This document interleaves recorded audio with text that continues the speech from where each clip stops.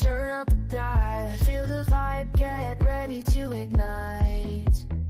Untold stories in the airways, flying through the night. Experience voices, tales so bold. Streaming live, the truth unfolds.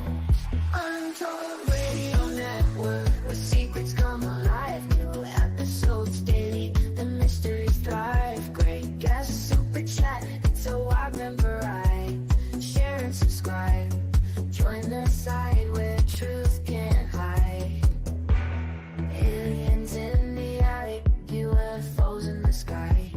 Cryptids lurking, oh my, oh my. Ghosts in the hallway, whispering your name. The paranormal, the unexplained. Become a VIP, get the inside scoop. Unlock the mysteries, be part of the group. Live streaming stories, they're talking to you. Super chats buzzing, join the crew. Untold Radio Network, where secrets come alive. New episodes daily, the mysteries thrive. Great guests, super chat, it's a wild ride. Share and subscribe, join the side where truth can hide. So if you've got the guts and you want to explore, tune into the Untold, it's what you're looking for. From aliens to ghosts and all that's unseen. Untold Radio Network, where the world's mysteries convene.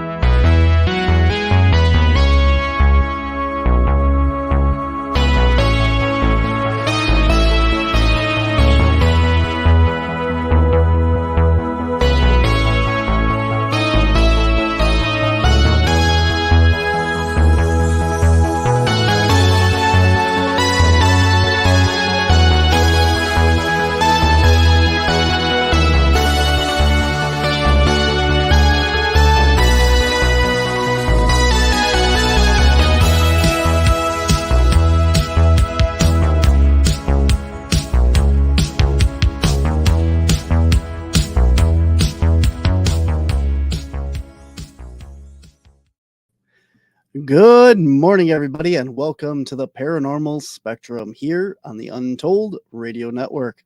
I am your host, Barnaby Jones, and today we are live in studio. That's right, guys. So if you have any questions throughout today's broadcast, we are live. So get them in the comments section, and we will get to them as soon as we can. If you guys are looking to head out to some fun events this summer and want to meet the gang from Cryptids, Anomalies, and the Paranormal Society, we are going to be in Pennsylvania. August 10th, we are coming to Johnstown, Pennsylvania for Squonkapalooza. It's going to be a great time. Myself, Ron Murphy, Daniel Benoit, Cryptids of the Core, and Eerie Travels Podcast, Bizarre Encounters, and Hillary Wilson will all be there as speakers for this event. For those of you interested in cryptids as well, we will be bringing out the Haydn Adventure exhibit. So if you guys missed its debut in Upper Michigan, we are bringing it all the way out to Pennsylvania for this event. So it's going to be a great time out there. We are also heading to CryptidCon in Lexington, Kentucky in November, and a whole bunch of library presentations all across the state here in Wisconsin. So if you guys want to go ahead and check all those out, head on over to wisconsincaps.com and click on the public events tab page. And if you guys are looking to support the Caps crew here also, our store has been having a lot of sales at wisconsincaps.com. Click on shop our store. You can get t-shirts and pretty much everything with our logo on it. If you're interested in getting some of that cool stuff, it has been on sale a lot lately. So head on over to there. And if you want to show your support for all things here on the Untold Radio Network, here's how. Show your support for the Untold Radio Network family of shows and join in on the conversation by using super stickers and super chats on YouTube. Got a question you want answered?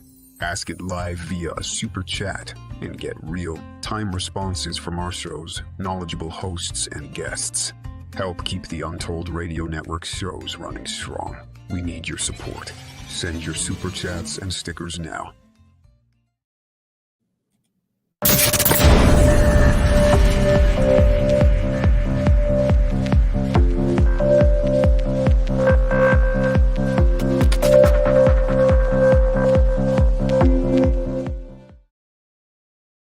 All right, guys. Today we are going on a deep adventure into the infinite rabbit hole of all kinds of weird and wonderful things.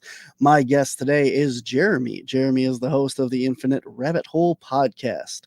When he was 9 years old, he was in the woods of Southern Vermont and he witnessed an upright walking hairy creature. This led him to a lifelong obsession with the unknown. Jeremy has spent 8 years in the Navy as an aviation electrician. He has researched numerous topics within the realm of the Fortean and has been featured on shows such as Into the Fray and the Hush Hush Society, as well as being named the headliner for the upcoming UFO Days festival right here in Elmwood, Wisconsin. So please welcome to the show, Jeremy. Welcome to the show, man. Thanks, man. What an intro. Well, thank you. I got through it without stuttering, mainly because I rewrote most of that myself. Good stuff. No, thank you. Appreciate that absolutely. very much. It's always a fun game. I think my listeners play is how many times can I stutter and stumble through intros in the beginning. So I think we won today. I do it too much too. A lot of the stuff that we do now is like solo documentary, so it gets edited out and it sounds crisp and clean. But behind the scenes, I'm a stuttering mess. That's nice. That's nice. We do live, so I can't edit as much, but it'd be nice. You just hit the mute button, maybe. Yeah. Oh man. Well, welcome to the show. How are you doing this morning? Good. Just getting over a cold, so might be sniffling a little bit, but yesterday was way worse, let me tell you. Well, I'm glad that you're feeling better today. Thank you. All right, so let's start off with your encounter, because I know everyone right away is wondering about your encounter with this hairy being. Let's start there. Yeah. So it's a two-parter. The first time that I witnessed something, I was 9 years old in the southern woods of Vermont. I'm not going to give the town because I still have connections there. So southern Vermont, and I had just gotten my my new BB gun with a new scope on it, and 9-year-old kid with a BB gun and in the middle of the woods wants to go shoot squirrels and do dumb kid shit, right? And I'm following this path down to this field where my grandfather used to mow down. And I just read that comment. That's hilarious. I love it. Sorry. So I'm following this path down to this field where my grandfather used to mow down every spring so that we can go down there and play. I have a ton of cousins. I have my brother, and it was springtime and he hadn't mowed it down yet. And I was going to go down there and throw sticks and rocks into the field to try to get quail to jump up. It's a game that me and my cousins used to play before my grandfather mows the field every year. So I went down there and I noticed that in the middle field, I could just barely see a doe sitting in the middle of the field. And I wanted to practice on her butt. So, yeah, I know, stupid kid stuff. I wouldn't do it now, but so I'm focusing in on her, and then all of a sudden she's gone. And I kind of try to trail it because I thought she maybe had moved to the right. And I bring the gun down, and there she is on the shoulder of this upright walking being, completely covered in hair, walking off into the tree line. And she was getting pretty loud. I don't know if you ever heard a deer squeal. It's the best word I can use to describe it. It's not a yell, not a squeal, not a scream. It's just I don't know. It's very cringy, honestly. And whatever it was took her from its shoulder and just slammed her head against a tree, and then continued walking off into the tree line. Of course, at 9 years old, I'm petrified, so dropped everything, ran home, crying. I might have peed my pants that day. I'm not going to confirm nor deny that. Um, um, yeah, so that's part one of my sighting. Real quick, part two actually happened before. Same property. I'm in the basement, and the basement is half glass, so it's got windows and sliding glass doors. Me and my cousins used to always sleep in the living room down there. There was a sectional couch, we used to take apart and kind of make our own little forts out of and everything.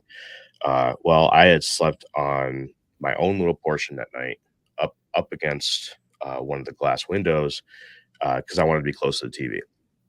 I liked watching TV when I was a kid. Still do. Fall asleep to it every night. And I had woken up in the middle of the night, and the TV was off, and it's pitch black. So I got up, was going to go turn on the TV, and through the glass, I'm able to see a shadow walk into the woods. I thought it was a person. I didn't know anything of the such at that time. Didn't know Bigfoot, didn't know any of that.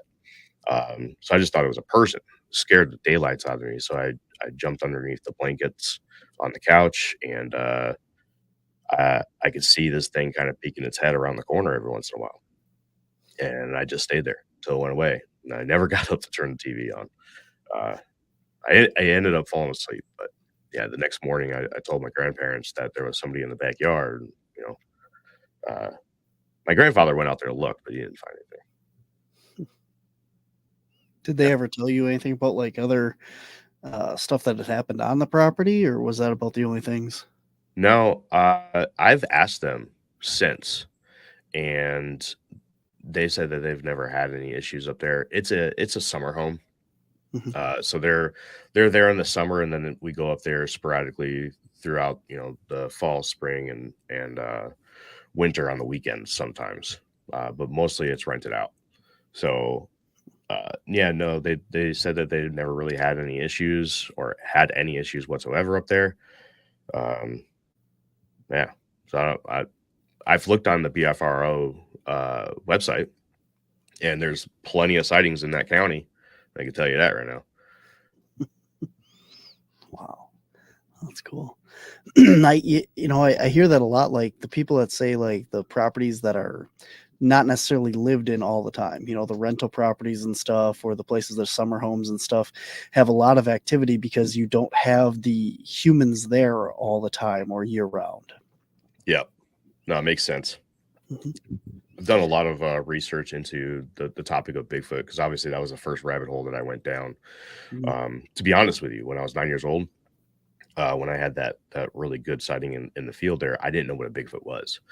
I was going around telling people I saw a werewolf, because that was the connection that I was able to make. I had no idea what a Bigfoot was. First question I get is, what, you never saw Harry and the Hendersons? And honestly, at that age, no, I did not. So yeah, that's pretty much it, man.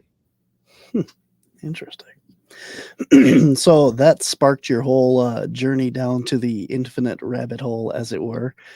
But yeah, did you have anything else happen since then? Have you gone out like investigating for these creatures now?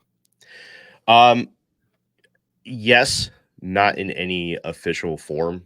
More or less just going out hiking and stuff, and keeping my ears and eyes open. This is a fairly new field to me.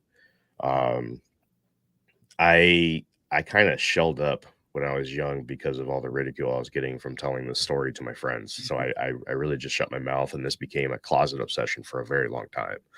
It wasn't until I was about 13 or 14 when I stayed home sick from school, and I was watching Sci-Fi Channel, I believe, In Search Of, and they were doing a special on the Patterson Gimlin film that I even learned about the concept of Bigfoot. And of course, back then in the late 90s, there wasn't a lot of stuff that I can get from the local library.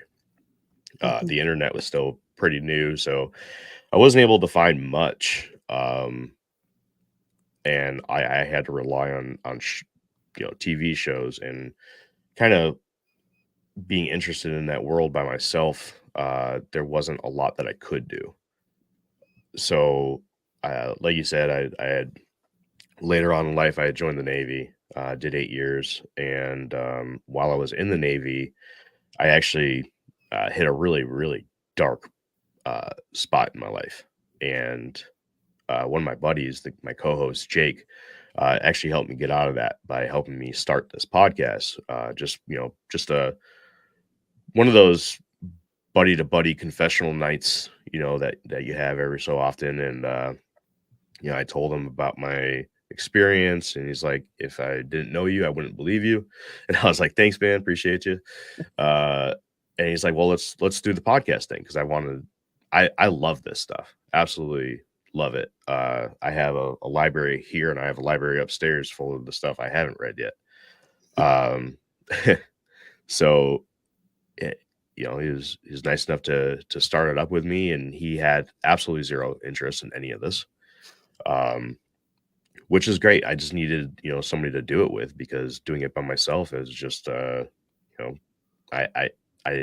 never did a podcast. And in fact, I'm not really good with technology, to be honest with you.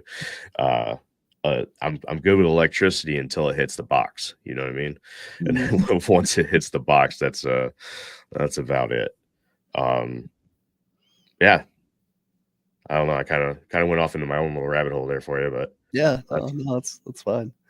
That's really interesting. So you were in the Air Force for 8 years, and Navy. Yep. Navy. Okay. I don't know why I thought Air Force. Well, because I was in with the other stuff that we were talking about, so I guess it kind of okay. I was in the aviation section. I was in the aviation electrician's mate. Yep. All right, interesting. So, did you have any? A lot of times you hear people like see things, or I don't know what you can talk about even on that front. But did you have any experiences when you're in the Navy to add to this, or? Yes, actually, and it happened on the same deployment. Man, I really haven't talked about this very much.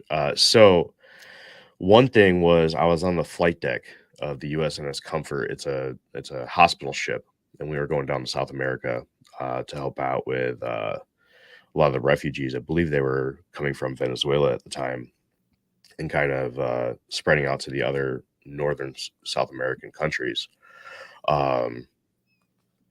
So we were in the Caribbean, and we were heading towards the Panama Canal, because we were going to go on the West Coast.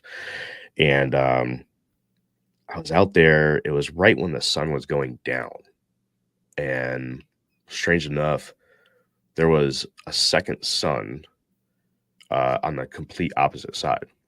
And I got a video of it, or at least a couple pictures. And I've shown a couple people, and they're like, that's wild, and that was one of the more confusing things. That's when I kind of, was like, there's some really strange unanswered stuff in this world. I mean, I kind of already knew that to begin with, but and then the second one was when I got there, when I got on the ship, everyone was talking about the little girl, and I'm not, I like hauntings, right? It's interesting. It's just not my specialty. But I swear, one night I'm sleeping down in the rack, and my foot gets grabbed, and I hear a little girl running away giggling, and I'm like, nope. I was like, this is too much for me. Yeah. So apparently there was another spirit on that ship too. Old janitor. I never witnessed anything with that, but I got my foot grabbed. I'm hoping it was just somebody playing a joke on me, but that really creeped me out. Wow. Interesting. Yeah, you hear a lot of those like old military ships and stuff are haunted. They do like a lot of the ghost hunts and stuff with the conventions. I know they do that up in Sault Ste. Marie, Upper Michigan. There, they always have the one ship you can go out on and that. But so, two suns. This is interesting. So, Yeah. were they? You said they were in opposite directions. Yep. So the sun was going down, and then you look over on the other side, and you would think the moon, but it wasn't. It was also going down. Very, very strange. It wasn't a reflection off the water. I mean, you could see the reflection off the water from whatever this object was. Yeah, it was just in the complete opposite side of the sky. Wild. Yeah. Did anybody else on the ship make comments about it, or did you point it out to anybody, or just kind of? No, actually, the entire day check. So you have night shift and day shift. We call them night check and day check. The entire day check of the squadron I was in, because it was a one helicopter flight deck, very, very small, just to get patients on and off the ship and supplies. We all saw it. It was about an hour between before shift change, and we all saw it. You know, there's been a lot of videos and stuff online lately about, people seeing two suns, like getting videos of them, but they're like side by side. Yeah. I haven't necessarily heard them where they're opposite or anything. Have you looked into the phenomenon? Have you delved into this at all? It's surface research. Haven't really seen anything that matches what I saw, to be honest with you. Yeah. What have people talked about? Like I've seen the videos and pictures and stuff, but I haven't really looked too much into it either. But actually, it's exactly what Lee is saying over there in the comments. A lot of people are talking about parallel worlds. Bleed through is another one. Of course, there's the flat earthers. Yep, I was gonna say that was the one theory I've heard. But yep, and that's pretty much it in a nutshell. Between bleed through of a parallel world and flat Earth, that's where you get most of your concepts with two suns. That's weird. I don't know what to do with that. It's weird enough. Like, okay, so if the sun is reflecting against the moon, right, and that's how the moon is illuminated at night, and you walk outside and you have the sun up here to your right and you have the moon up here to your left at the same time. Aren't they supposed to be like opposite sides of the planet? Like that's how you get the sun and the moon and the day and the night. And yeah, there's some strange stuff. I mean, I don't claim to be a science nut, or I find it all interesting and I like the science behind some of this stuff, but I couldn't explain it. I will be diving into flat Earth at some point. I got some pretty heavy duty books, but I pretty much figured that's going to take a month to document correctly, because in August I did a 4-part solo documentary on Hollow Earth, and the reading material compared to flat Earth is abysmal. Wow. Yeah. I've done a lot of research on a lot of different things. And there's only been a couple things that I've looked into that made me stop and like have to take a break for a little while. And one of those was Nick Redfern's book. It was Conspiracies of NASA or something like that. And he was talking about UFO conspiracies and like, what may be going on and stuff there. And then the other one was the Flat Earth book. Yeah. And I mean, by no means do I think the Earth is flat. But there's a lot of stuff in there that, they talk about science related and that does not make sense. Yeah. Like, I don't care who you are. There's things in there that just, if the world is spinning at so many miles per hour and stuff, and you throw a baseball in the air, why doesn't that baseball go shooting backwards? And just little stuff like that just does not compute to what we're being told. Yeah, just by sheer centrifugal sport, I can't. Force, yeah. Centrifugal force. It's a tongue twister. You would think. I'm not I don't know physics that well, so maybe we're just not spinning fast enough. Maybe it does. Maybe it does it so minutely. I have no idea. I can't say that I necessarily believe in the concept of flat Earth, but I find it extremely interesting, and I'm willing to sit down and talk about it for sure. Yeah. Like I said, I did not follow their path of thinking that their theories and conspiracies and stuff led to a flat Earth, but I did think that it's kind of like the Mandela effects. Yep.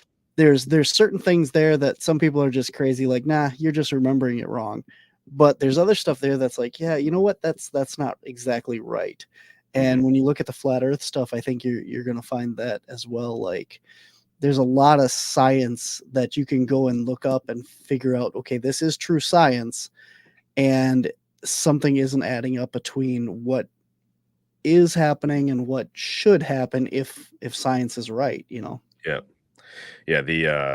It's funny that you bring up the Mandela effect. That was one of the very first topics that we covered in the Infinite Rabbit Hole, back before we even discovered our current format. This was just a sit down conversation with friends for the most part, and just diving into the Mandela effect. On the surface, of like the Bernstein Bears, Luke on that I Am Your Father, that kind of stuff. It was the Fruit of the Loom cornucopia that got me. I was like, there's no way. I know for a fact growing up that Fruit of the Loom had a cornucopia in its logo. You can't tell me different. Yeah,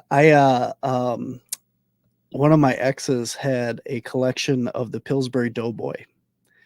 And that one's really, really made me upset because, he's got that kerchief tied around his neck, right? And it's blue. It's supposed to be blue. I have seen way too many of that little guy on everything that you could ever name, from cookie jars to pillows to what have you. Yeah. It was always blue. And now it's white. No. Yeah. That one bothers me. All right. I gotta look it up. I collected that thing for her so much, and I've purchased so many Pillsbury Doughboy things. He has a blue handkerchief around his neck, and it's white now. In every logo, everything that you can get, it's white. That one bothers me. That bothers me too. Wow. Oh, and rough. And the placement of your heart. Yeah, the left side and the center. Yeah. It's you're taught when in school to cover your heart for the Pledge of Allegiance, and yeah, absolutely. Yeah, it was always behind your left breast, because you put your hand over your heart, you pledge allegiance, you do all that stuff. You don't put it over the center of your chest. And I've looked all through, like, I've actually found one image on Google that shows it in the left side. Really? Yeah, there was one like biology chart or whatever, and I that one bothers me. Those are my two biggest ones probably. But nice. I didn't know about the Pillsbury Doughboy. That's interesting. Yeah. What do you think about all that stuff? You think it's CERN causing all these parallel splits, or? It definitely could be. It definitely could be. I am a avid believer that there are layers of, like Key is saying over there. There's definitely layers to our reality. I am 100% like on board with that.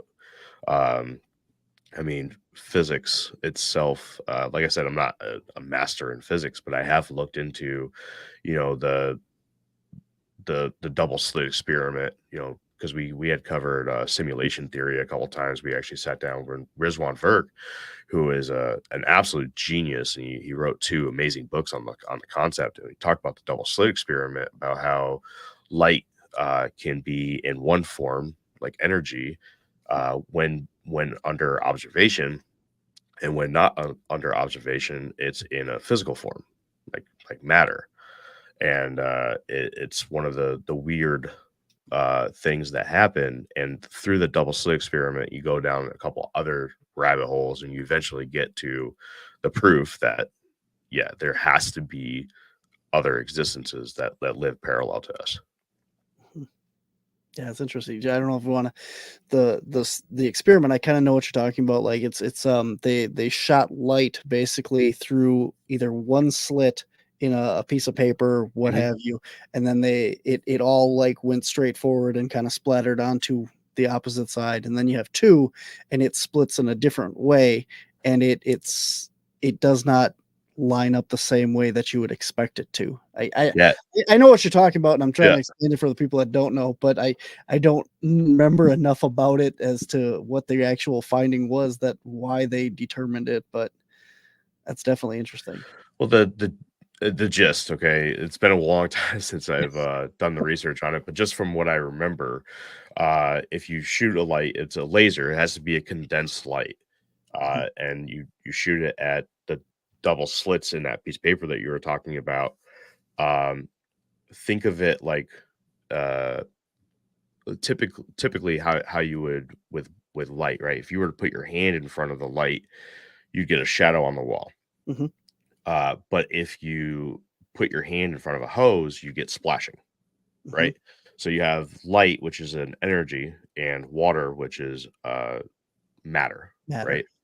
So the double slit experiment, when it goes through the double slits, it actually creates a spectrum of bars, thicker at the middle and thinner at the edges.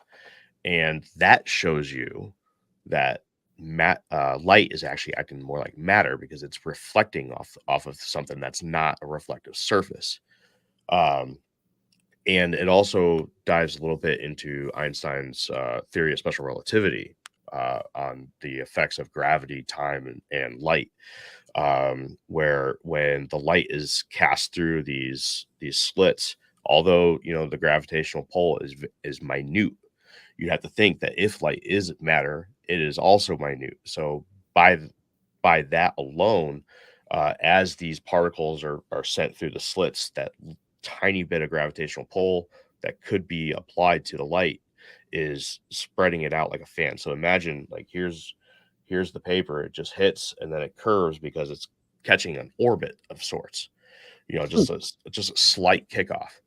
Um, but the weird thing is that it it acts completely different when not observed, and I can't remember exactly how they proved that.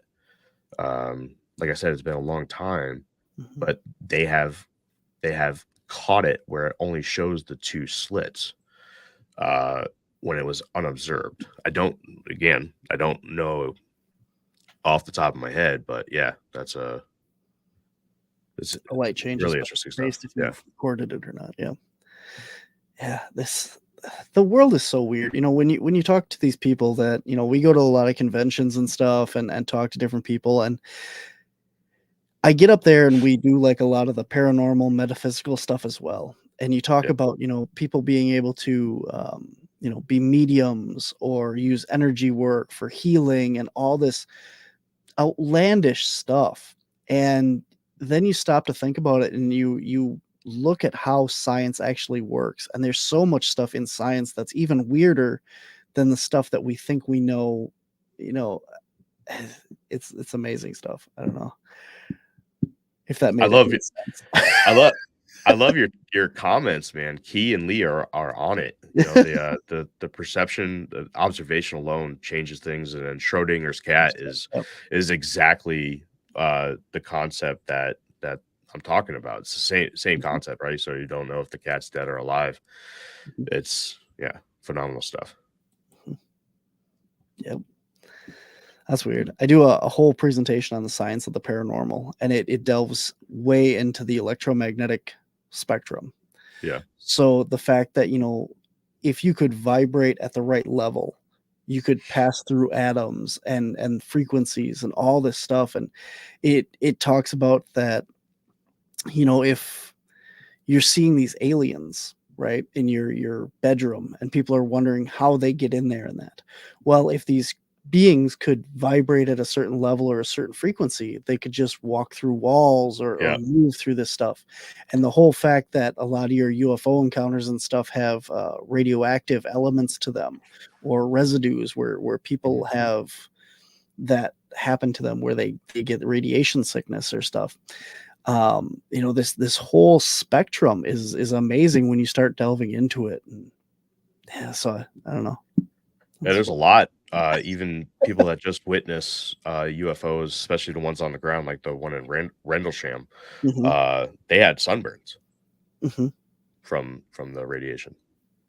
Yeah, there's so much. Have you gotten a chance to read the book Skinwalkers at the Pentagon? I have it.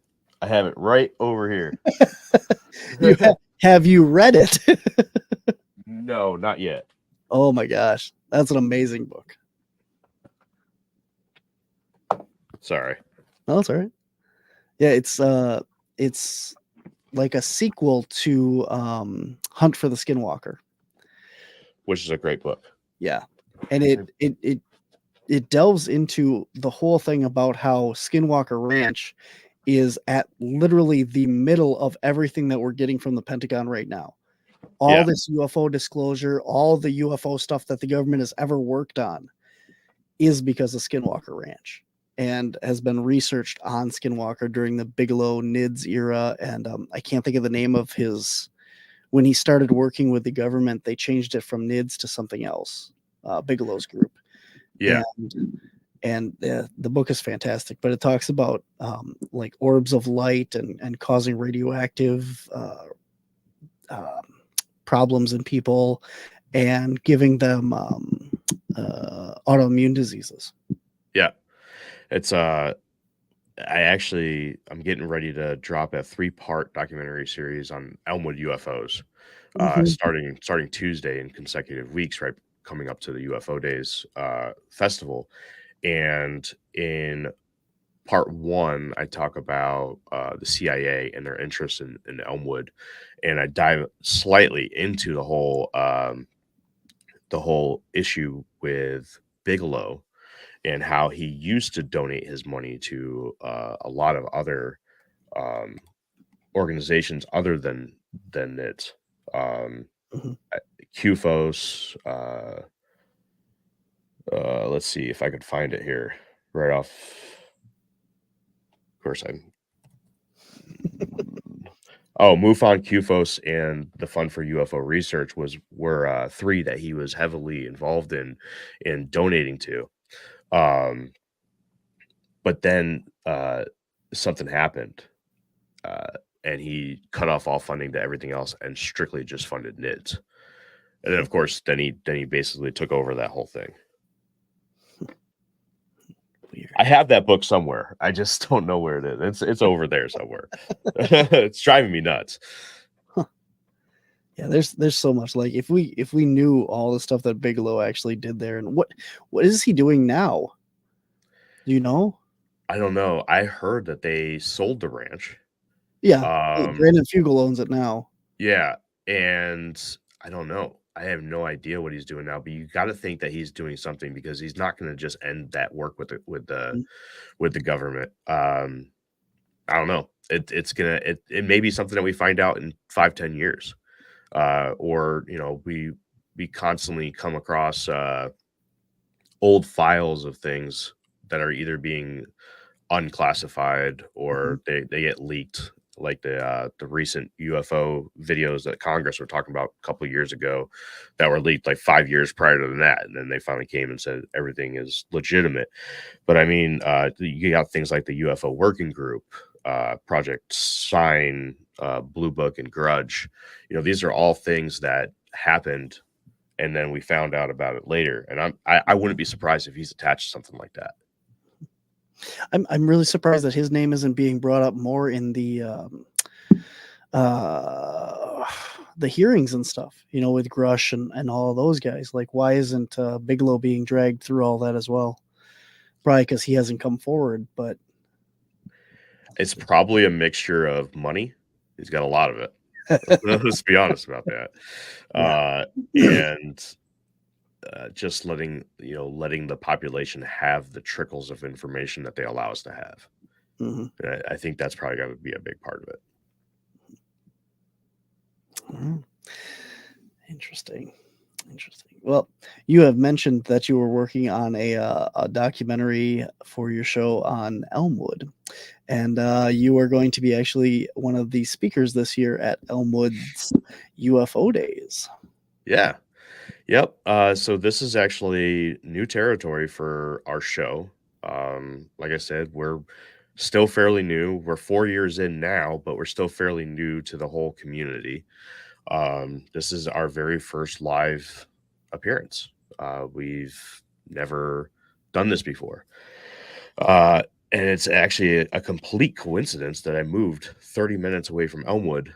It fell right in my lap. I got out of the Navy 2 years ago, and I moved to the place that offered me the best job. And I got a great job just a couple miles down the road from my house, and Elmwood is 30 minutes away from where I live now. And I got here and I started talking to some of the locals and everybody, and they're all like, well, you got to go see Elmwood. You got to go see Elmwood. So I finally got up the courage about it, I'd say 9 months ago, and messaged the UFO Days Facebook page and was like, hey, I do a podcast and I would love to become part of this. And Amy, who is the president of UFO Days, was ecstatic. She was like very, very welcoming. And she even took myself and Jake, my buddy Jake from the Navy, who started the podcast with me, just moved like 4 houses down from me. And I'm from the East Coast and he's from California. So we have absolutely nothing to do here. It's just where, there's good work here. So she gave us a private tour of all the locations and everything around there, and I fell in love with it. Absolutely fell in love with the story. I was able to get a binder full of Elmwood's town collections of all the newspaper articles, magazine articles, flyers, and everything dealing with either UFO encounters or UFO Days, the festival. And I got my own copy of it, and it's just absolutely, it's amazing stuff. Yeah, it's full of some of the absolute best reading material from the time when it came out. So I'm getting as close as I can to firsthand information from events that happened in the 50s, 60s, 70s. It's absolutely incredible. I love it. Great story about what happened in Elmwood, and it ends in conspiracy, and it's kind of strange what happened there. Yeah, I'm familiar with a little bit of the stuff. Like I said, we went to UFO Days when we were filming for our UFO episode for our YouTube as well, and took the bus tour and heard all that stuff. And yeah, I don't remember how it ends. I remember like the sightings in the quarry and all of that, and I don't remember it ending actually, because I think that they were still seeing stuff. They do. So the conspiracy really comes off of Tom Weber, who was the guy who proposed the UFO landing spot right there in Elmwood. He proposed a $50 million UFO landing spot, basically an airport for extraterrestrials. And he brought a lot of national attention to Elmwood. During that time, that all the national attention was placed on Elmwood from shows like the Geraldo show with Geraldo Rivera. Dan Rather sent a crew. Every national magazine and newspaper that you could possibly think of was there in '88, by the way.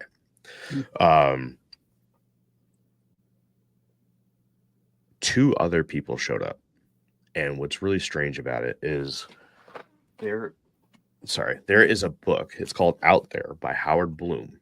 It is an incredible book. This was published in 1990, and he dedicates pretty much the entire middle section of this book to Elmwood.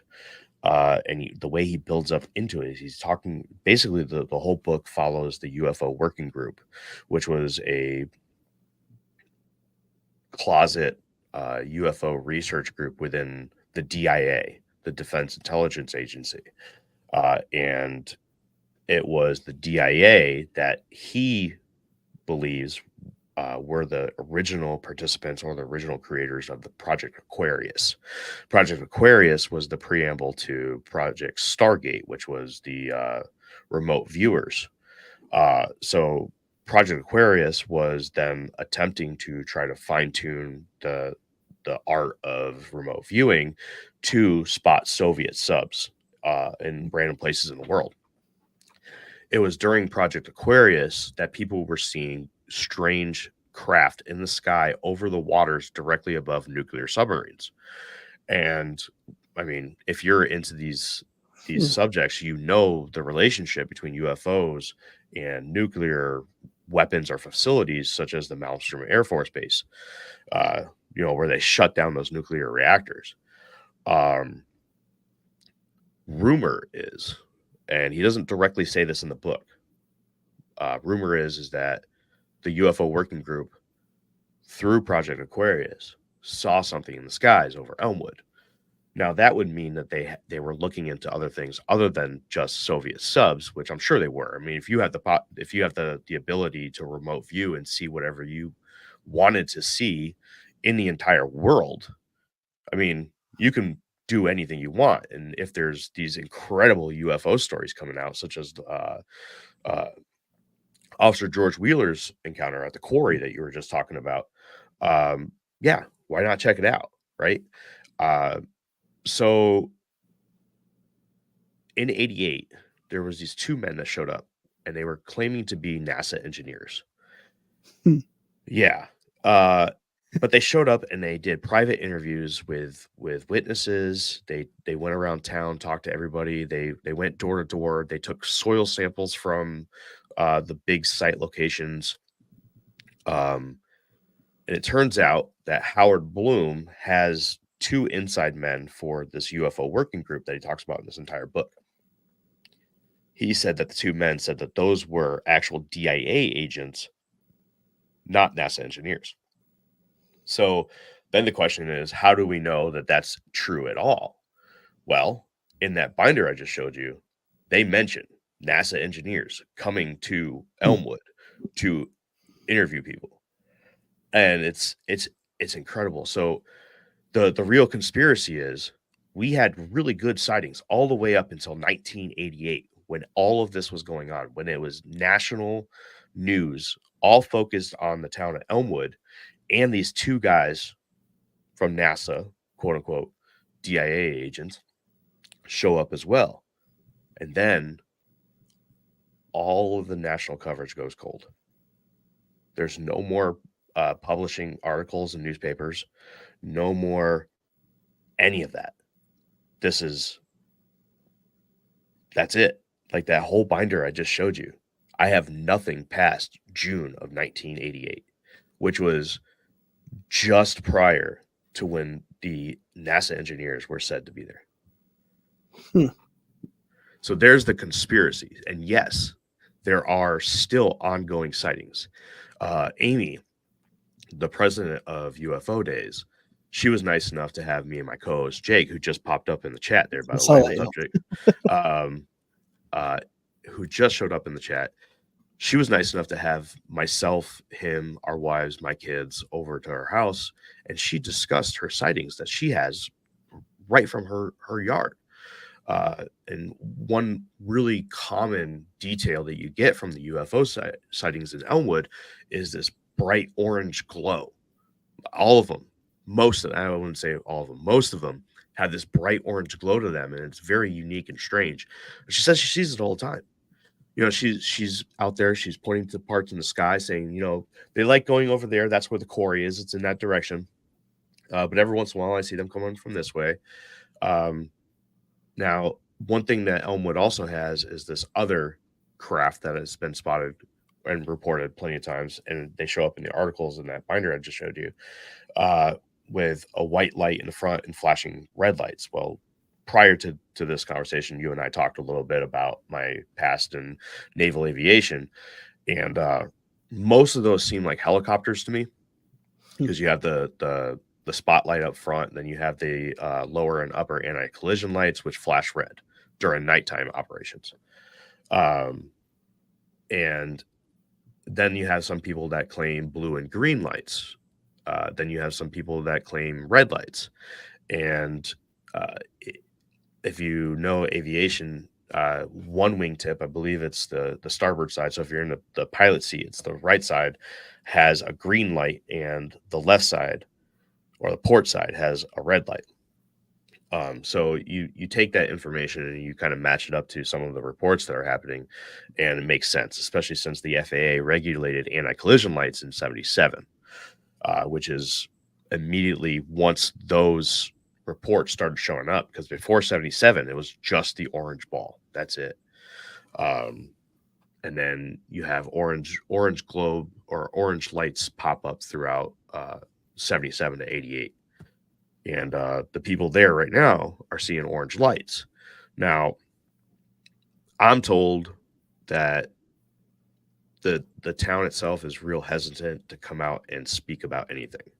A lot of them remember being made fools of by the Geraldo show, by other newspapers and news outlets, making them out to just be whack jobs.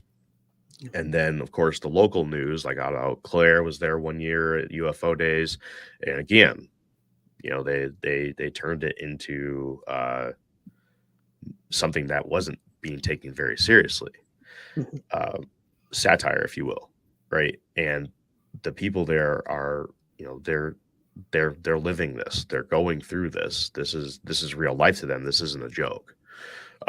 Now it's, I'm sure they can have a good time with it. I mean, they do have UFO Days, and we're going up. I think it's the 75th anniversary. They've been doing it for a long time. So if that's, actually, I think it's 40. I don't think it's 70. I think I misquoted there. I think it's the 45th. They've been doing it for 46 years, and the only year that they took off was for COVID in 2020. So 45th festival, 46th year. So, people do acknowledge that this is happening in the town, but they're reluctant to say anything. And I kind of, Jake and I, when we were there with Amy, we kind of realized that. So we showed up at a local pub and grabbed a bite to eat, trying to talk to one particular person that she was like, you need to talk to this person. And he wouldn't even come over by us. One thing about Elmwood is that it's tiny. I think there's only like 700 people on the census from 2020. And so they knew that we were going to be there, right? They knew that we were coming into town to have this tour. And he didn't want anything to do with us, like, whatsoever. So I'm hoping that, at some point he listens to our audio documentary that's coming out and realizes that we are very serious about this, that we love this subject, that it's, we want to do right by the subject. And we're not here to make fun of you. We're not here to spin the story to make you look crazy. We want to bring this up as a serious topic within the realm of the unknown. So that's what we're kind of hoping to get out of the entire UFO Days experience for us. Very cool. Very cool. Yeah, it's terrible. I mean, like you talked about, you kind of briefly mentioned it, that, the whole city was going to build a landing strip for these things. Yeah. And I think right there, the media just took it and ran with it. Like these crazy hillbilly people, in Wisconsin are building a UFO landing strip. And I mean, just that alone was a field day for media. And I definitely see where they're coming from, I guess. But yeah, it's good stuff. It's a phenomenal story. And it's great. And it's, they had national attention for a very long time. And I just did, we recorded 2 nights ago. I was on the Tim Banal of America show. And, he never even heard of Elmwood. And I mean, this is a guy that writes for Coast to Coast. So it's like, yeah, we need to get Elmwood out there. It's got an incredible story. It is one of the 3 UFO capitals of Wisconsin. It is. Not just one here, but we have 3. And you know what else I learned about that? Yeah. They all have UFO Day festivals. They're called UFO Days. They did. One of them, the only difference between one of them and the other 2 is that the one of them, I think it's at Long Lake, ends with a Z instead of an S. That's pretty much it. That's Ben. Oh gosh, Ben Benson. was the Long Lake one, and he actually passed away, I think 2 years ago or 3 years ago now. And they did one more festival after he passed away, and then they're not doing it anymore, so they don't do that one. Oh no, really? Yeah. Oh, that sucks. Yeah, And so then that would be what's that? Belleville is the other one. Belleville. Yep. Hmm. It's funny that you should talk about your binder full of info.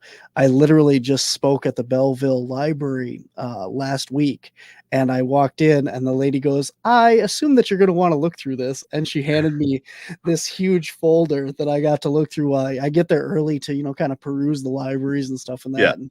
And so I got to go in the little conference room and sit down with this huge folder as well. And so we'll have to compare notes, my folder and yours.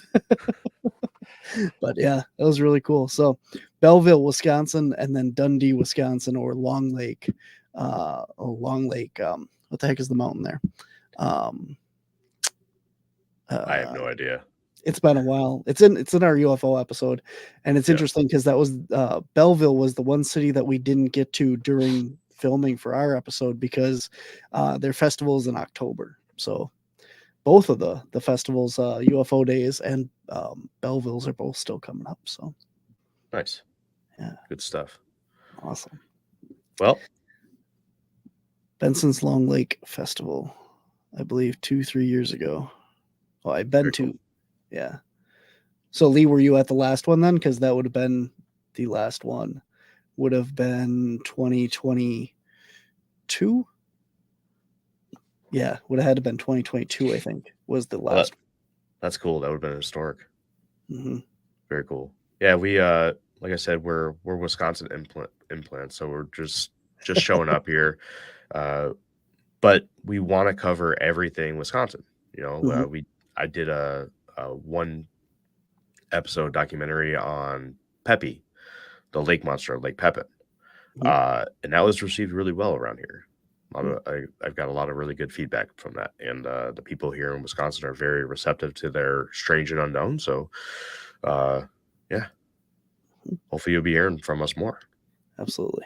You should look into Rock Lake then.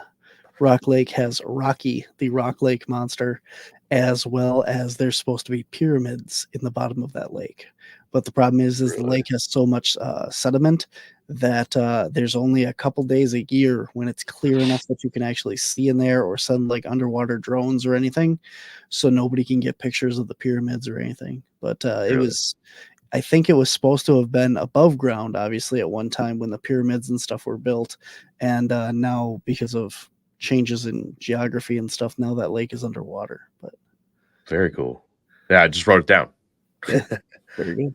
And Rock River, which leads into Rock Lake, actually has alligators. So, really? Yeah. That's fun. So who knows what the lake monster actually is? But for one thing, there are definitely alligators in the lake or in the river, I guess. Maybe not the lake, but they're probably there too. I'm just jotting all this down. Sorry. No, yeah. Wisconsin is a very weird state. The more and more you dig into it, from Goatmen to Bigfoot to Beast of Bray Road, I mean, we definitely have our claims to fame here. I love it. I absolutely love it here. It's phenomenal. Very cool. Did you happen to, you said you were kind of looking into some similarities between the UFO capitals there. Did you find anything else interesting? Like, I know like UFOs are always seen like around power plants or things like that, or large bodies of water.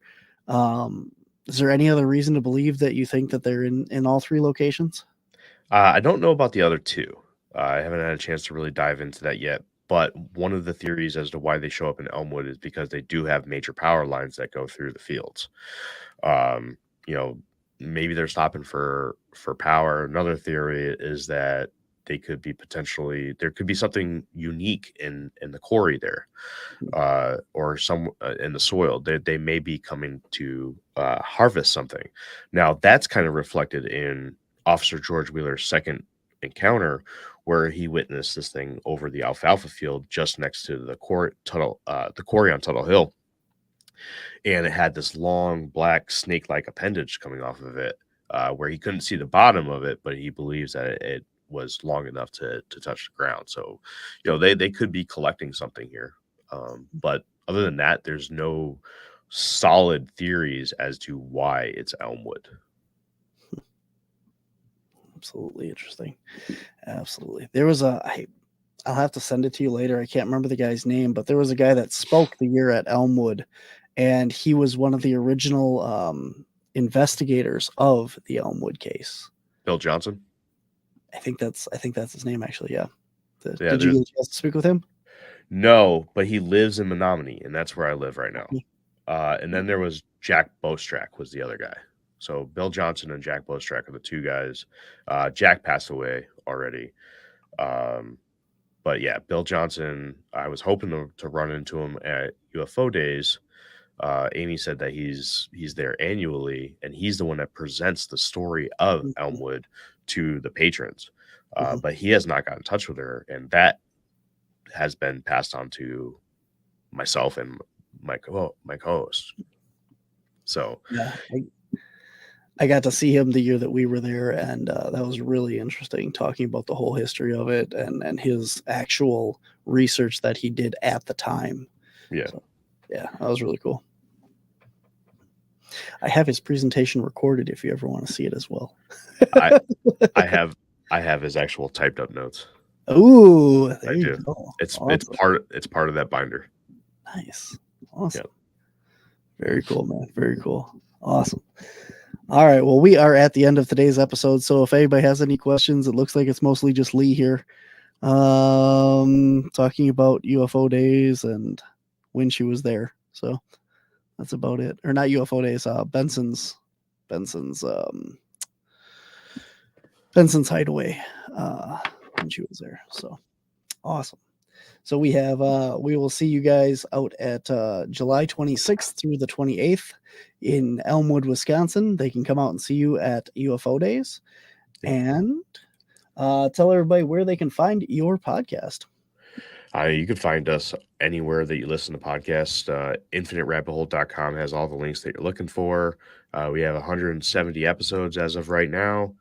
And it depends on what episode you get. You get a mixed bag of formats, anywhere between solo documentaries that we do.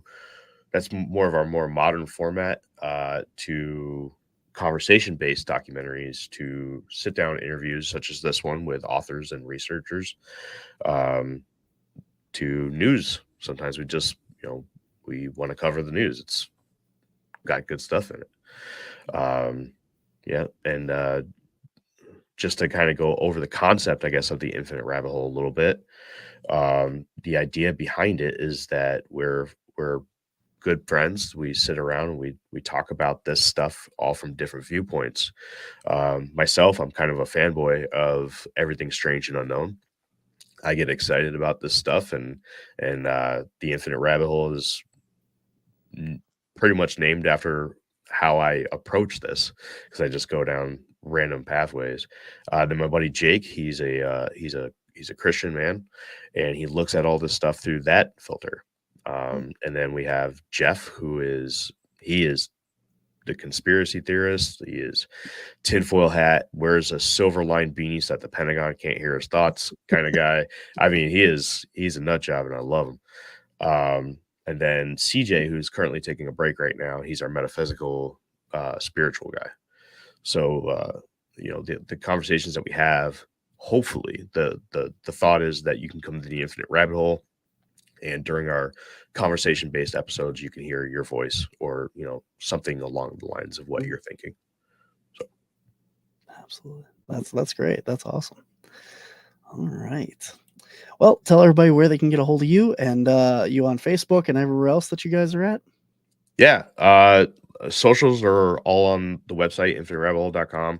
My name's Jeremy Socha, Socha. If you guys want to follow me on Facebook, or I'm very open to direct messages and emails at infiniterabbithole@gmail.com.